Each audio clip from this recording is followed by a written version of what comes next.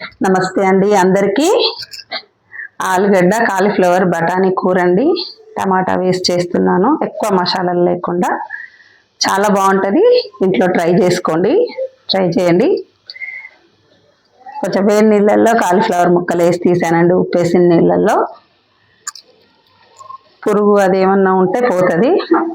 ఒక 2 table spoon oil అండి, ఒక హాఫ్ స్పూన్ ఆవాలు, హాఫ్ స్పూన్ జీలకర్ర, ఒక పెద్ద సైజు ఉల్లిపాయ అండి, ఒక 4 పచ్చిమిరపకాయలు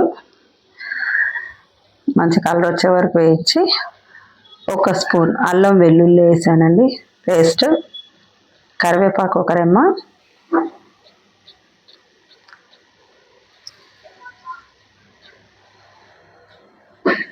మెత్తబడే వరకు మూత పెట్టే వరకు 2 మీడియం సైజ్ టమాటాలండి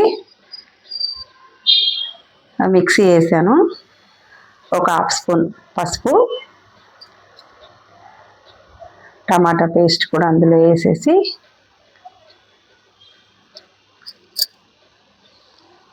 ఒక స్పూను మీరు తినదగినంత వేసుకోండి కారం. నేను మాత్రం 1 స్పూన్ పెద్దగానే ఉంటుంది కాబట్టి నేను స్పూన్ వేసాను.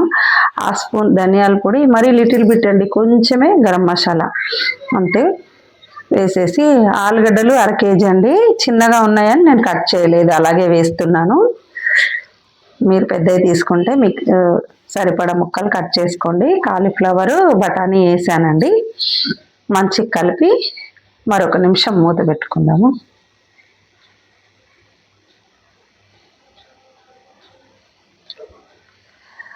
ఒక స్పూన్ ఉప్పు అండి, ఇందాక వేయలేదు నేను.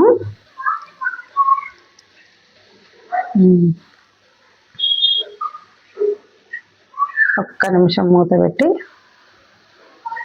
కలిపి వేడి నీళ్ళు పోస్తున్నానండి. వేడి నీళ్ళు పోయడం వల్ల కూర ఉడకడం ఆగదండి, మంచిగా ఉడుకుతుంది, టేస్ట్ బాగుంటుంది వేడి నీళ్ళు పోస్తుంటే కూరలో.